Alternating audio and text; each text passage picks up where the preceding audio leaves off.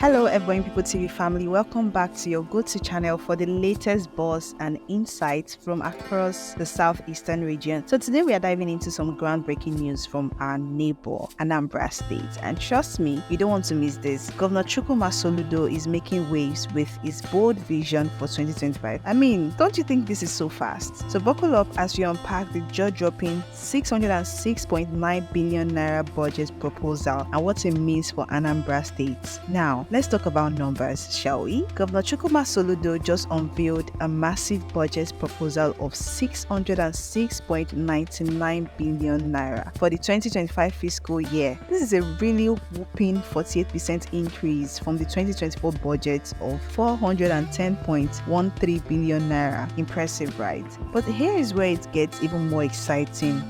A staggering 467.5 billion naira, or 77%, is set aside for only capital expenditures.